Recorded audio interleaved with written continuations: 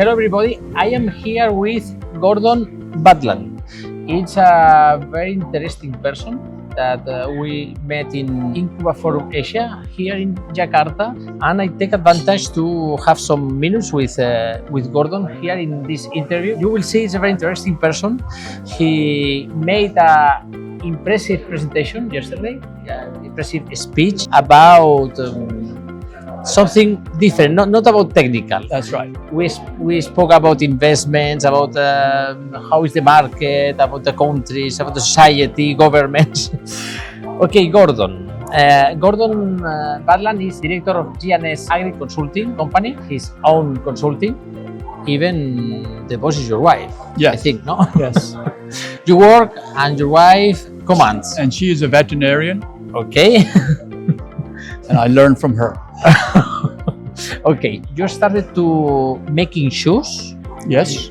You were born in England, in Plymouth, Yes. but you moved to financial. You have moved around the world in Brazil, Sierra Leone, Canada, 22 different countries. 20 different countries. Interesting. First question, Gordon. You spoke yesterday in the presentation.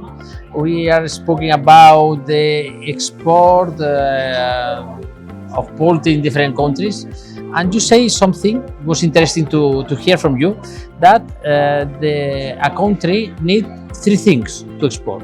Yes. What are these three things? Three things is a collaboration between the government, the ministries of agriculture, these association of all the producers, very important, and the companies. And the association is, the government cannot listen to 50 people, but they have to listen to so the association has to take away all the differences between the needs of the companies. It means that if the industry, the companies, associations want to make a good work to export, and the government are not in the same way, it's very difficult. That's why Brazil is the example, because it's the government that helped to open up a country. It's not a company that can open up a country, because you've got all the protocols, sanitary, and that is the government with the association.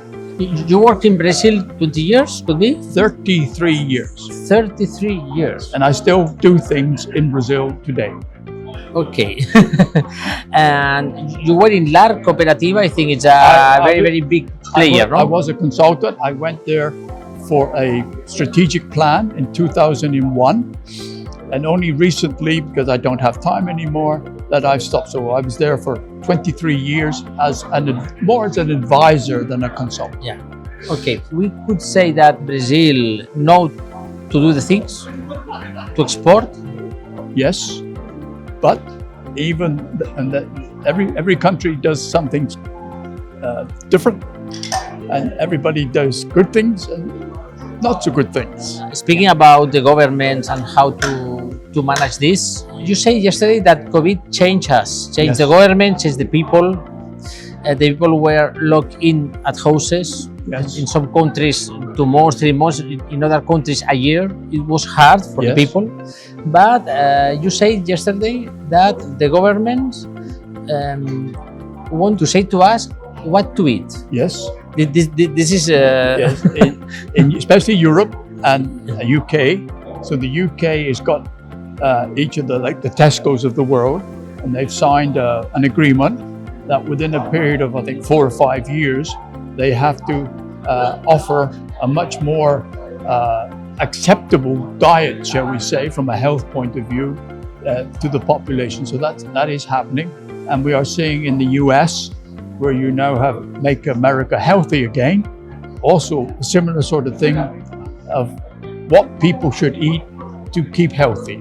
Do you think that in the future the new generation, the inhabitants of the world, are changing how to food?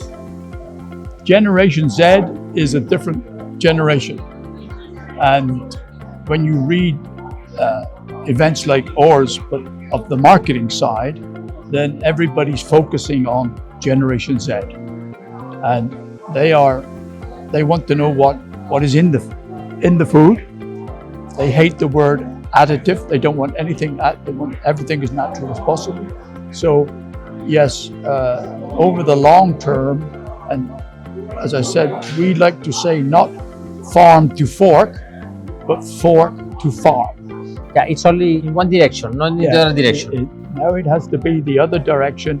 We have to give people what they want, and we also have to put into whatever the food is only things that people accept. To do this is a pessimistic vision of the future. What the industry need to do for change this, or the industry cannot do anything? Well, to I this? don't think the company, whatever the products are, you can only produce things that the consumer wants. Yeah. And so many surveys say, yes, I want organic, I want this. But when people go to the supermarket, they don't always do what they say in surveys. Yeah. We could say that the people, when go to the supermarket or a shop Yes. to buy chicken, Yes. are far from the farm, don't understand what they are No. buying in the supermarket. No, but they do look at what is it, and more, and this is especially the people who have the money, like in Europe. So they will have a look to see you are obliged to put on the packaging all the things that are in there, Yeah. and if they see something that they think is not correct, they won't buy it. You were 15 years collaborating and working for Rabobank here in Asia, Everywhere in the world. everywhere in the world. Okay. Yesterday you say that in general, when international companies want to invest Asia, see that the population increasing the money, increasing the way of living, but you say pay attention that it's different countries are Completely different. yeah, because where are the countries you consider we need to invest in Asia, and which number countries one- not, and why? Number one is Philippines, because the average age is only 25. So there's going to be a huge increase in the next 10, 15 years. Indonesia and Malaysia, because they are Muslim. So we're still going to have a significant increase in Indonesia, and most of that increase will be Muslim. So I do expect that there will be a huge growth. It's also, one thing that's not been mentioned in that is fish. Because the biggest competitor to chicken in Fish. Indonesia is fish. And people eat more fish than they eat chicken. Again, that's a little bit of price, but it's also the habits. It's how people love eating. You say yesterday also that one of the biggest challenge for the poultry industry are the diseases, but the diseases, it has been with poultry always. Why now it's the biggest I'm afraid challenge? The last 2 days, it's even more of a problem than what I realized. When I hear about vaccination and the type of vaccination and knowing what vaccine, and actually there's febrile here, there are certain problems in Brazil, and now I understand why there are problems in Brazil about what I've heard. And one thing that I never knew, I heard today, that when you are close to crops, that the insecticide, the pesticide that they use in the crops can affect the health of your chickens. So there's always something new to learn. Okay, it's an interesting perspective. What do you think about the future of the poultry industry? No, because we have all the benefit. We are the cheapest. We are the healthiest, but a lot of people don't trust chicken because of, in the old days, the growth promoters, etc. And still too many people do what they shouldn't do in some countries. So we have all the benefits are on the side of poultry. 40% of the new population will be Muslim. That helps us tremendously.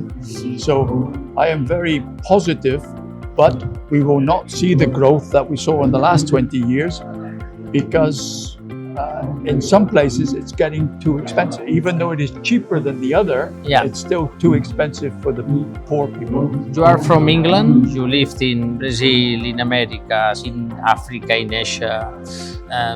In Australia also? I've worked a lot in China. Yeah, in China. And now in Uzbekistan for 1 year.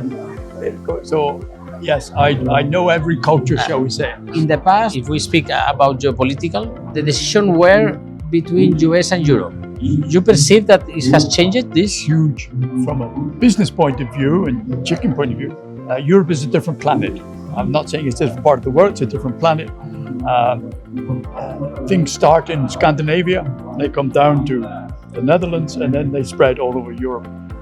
But if you are approved for export to Europe, you are seen to be top of the line. Because my wife is an auditor for exports to Europe.